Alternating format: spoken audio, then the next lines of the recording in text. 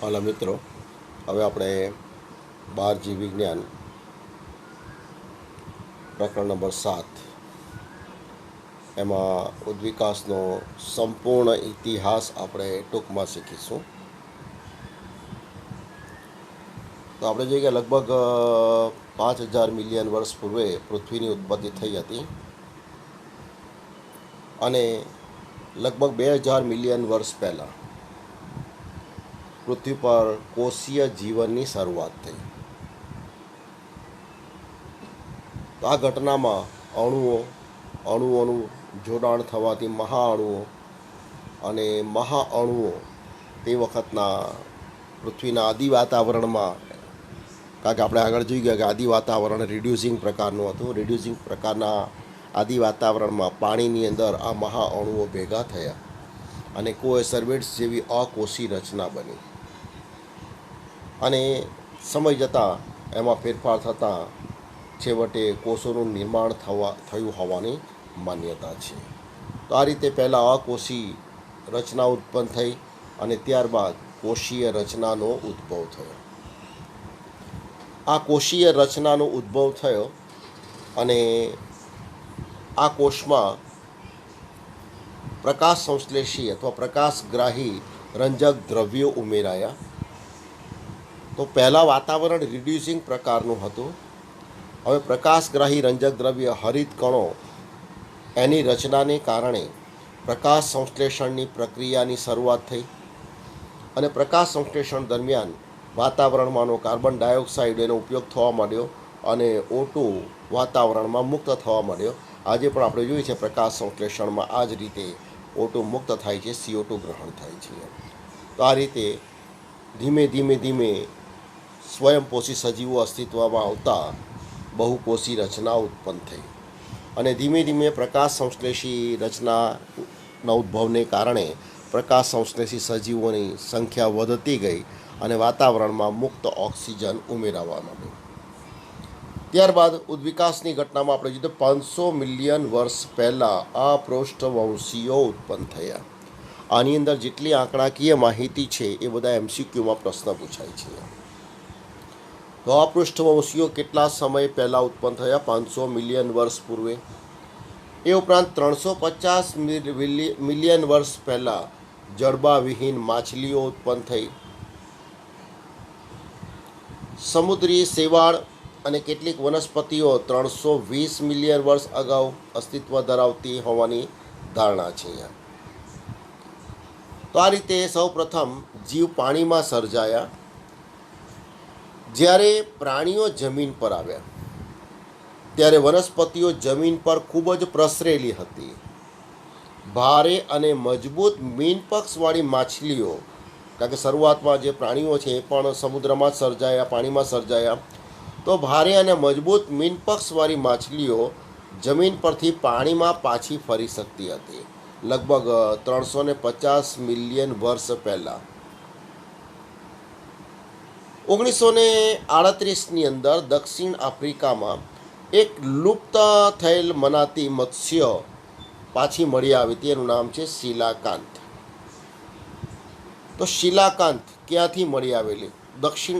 લુપ્ત થયેલી મનાતી મત્સ્ય છે દક્ષિણ આફ્રિકામાં અને 1938માં એ પાછી મળી આવી હતી અને લોબફિન્સ તરીકે એને ઓળખવામાં આવતી હતી.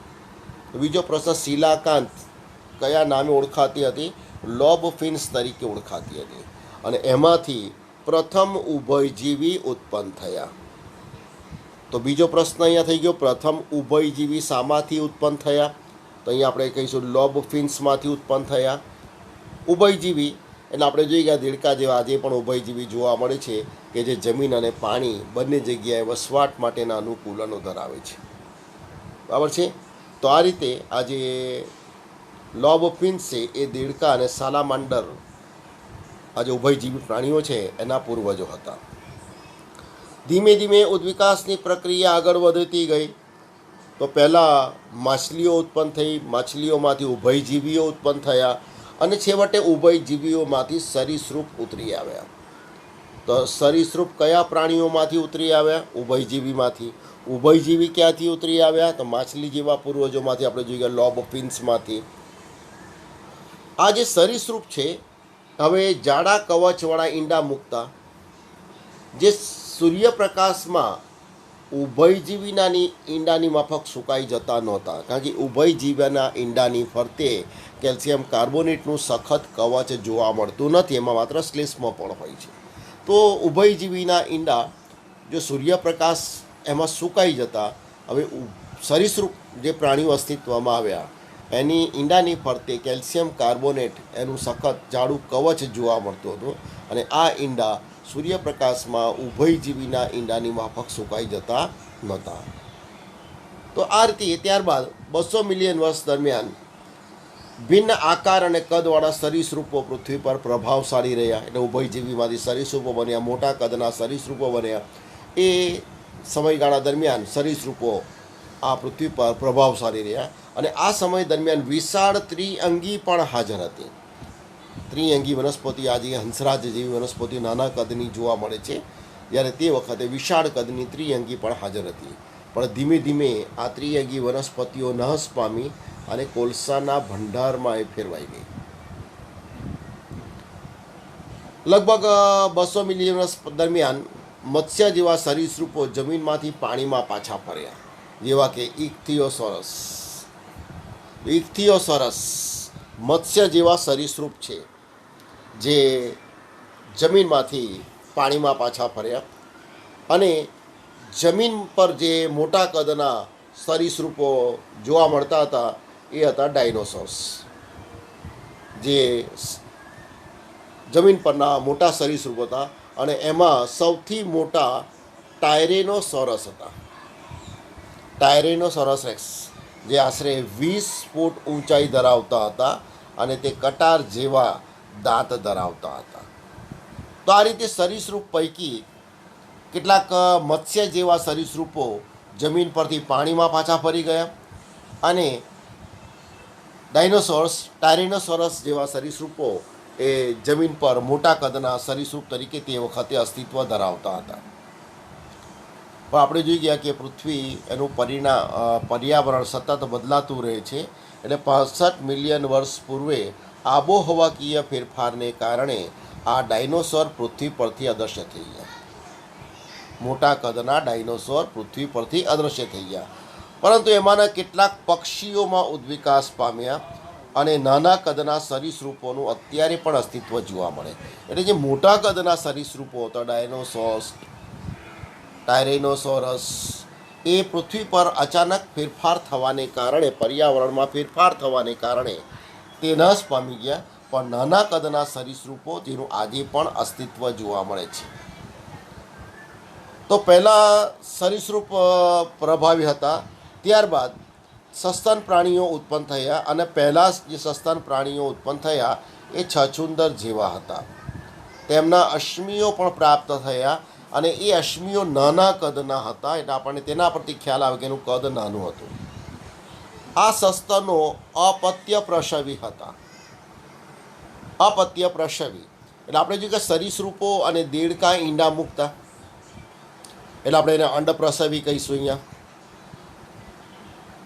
સરીસૃપ જે ઈંડા મૂકતા એ ઈંડા ફલિત ઈંડા મૂકતા, એટલે કે ફલનની ક્રિયા શરીરની અંદર થઈ ગયા બાદ ઈંડાની ફરતે કેલ્શિયમ કાર્બોનેટનું સખત કવચ જોવા મળતું, અને સખત કવચયુક્ત ઈંડાનો એ ત્યાગ કરતા, જે સૂર્યપ્રકાશના તડકામાં પણ સુરક્ષિત રહેતા. ઈંડાનું સેવન કરીને એમાંથી નવજાત શિશુનો જન્મ થાય, એટલે એમાં અંતઃફલન અને બાહ્ય ગર્ભ વિકાસ જોવા મળતો. જ્યારે જે સસ્તન પ્રાણીઓ, એમાં ફલનની ક્રિયા શરીરની અંદર થાય, માતાના શરીરમાં ગર્ભાશયમાં શિશુનો વિકાસ થાય, અને પછી જીવતા બચ્ચાને જન્મ આપે. એને અપ્રત્ય પ્રસવી તરીકે ઓળખવામાં આવે છે. વર્ગીકરણમાં પણ એનો ઉલ્લેખ છે. તો આજે સસ્તનો અપત્ય પ્રસવી હતા, અને આ સસ્તનો ખૂબ જ સંવેદનશીલ અને ડરનો સામનો કરવા માટે બુદ્ધિશાળી હતા. તો ધીમે ધીમે પહેલાં પૃથ્વી પરના પર્યાવરણમાં ફેરફારને કારણે મોટા કદના સરીસૃપો નાશ પામી ગયા, એટલે સરીસૃપોની સંખ્યા ઘટતી ગઈ, અને સસ્તનો આ પૃથ્વી પર એ સમયગાળામાં પ્રભાવશાળી બન્યા. આજે પણ આપણે જે દક્ષિણ અમેરિકામાં ઘોડા, હિપોપોટેમસ અને રીંછ જેવા સસ્તનો જોવા મળતા હતા. અને ખંડીય વિચલનને કારણે દક્ષિણ અમેરિકા અને ઉત્તર અમેરિકા સાથે જોડાતા આ પ્રાણીઓએ ત્યાં પણ પ્રભુત્વ જમાવ્યું. પણ ઓસ્ટ્રેલિયાની અંદર કોથળીધારી સસ્તનો, એમાં અન્ય સસ્તનો સાથે સ્પર્ધા ઓછી હોવાને કારણે એ ટકી રહ્યા. તો આજે પણ આપણે ઓસ્ટ્રેલિયાની અંદર કોથળીધારી સસ્તનોને જોઈ શકીએ છીએ. આપણે અહીંયા કેટલાક સસ્તનો જેવા કે સીલ છે, ડોલ્ફિન છે, વ્હેલ છે, એ આજે પણ સંપૂર્ણપણે દરિયામાં રહેતા જોવા મળે છે. તો આ રીતે સૌ પ્રથમ પ્રાણીઓનો વિકાસની અંદર માછલીઓ ઉત્પન્ન થઈ પાણીમાં, માછલી જેવા સજીવો, અને તે વખતે વનસ્પતિનું જમીન પર પ્રભુત્વ હતું. મોટા કદની ત્રિઅંગી વનસ્પતિઓ તે વખતે અસ્તિત્વ ધરાવતી હતી. કેટલીક માછલીઓ જમીન પરથી બહાર આવી શકતી અને જમીન પરથી પાછી પાણીમાં પણ જઈ શકતી. ઇક્થિયો ફિશ જે આપણે જોઈએ, એના પછી લોબ ફિન્સ કે જેમાંથી ઉભયજીવી ઉત્પન્ન થયા. ઉભયજીવીમાંથી સરીસૃપો સર્જાયા અને સરીસૃપોમાંથી છેલ્લે સસ્તન પ્રાણીઓ સર્જાયા. તો આ રીતે આપણે જોઈએ તો ઉદ્વિકાસની ઘટના એમાં જુદા જુદા સમયગાળા એમાં સજીવો અહીંયા જે દર્શાવેલા છે, બરાબર છે.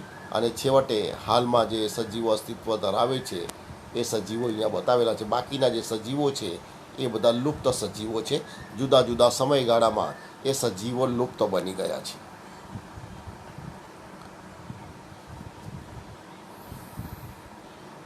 તો આ થઈ ગયો વિકાસની ઘટના, એનો સંપૂર્ણ અહેવાલ. Thank you.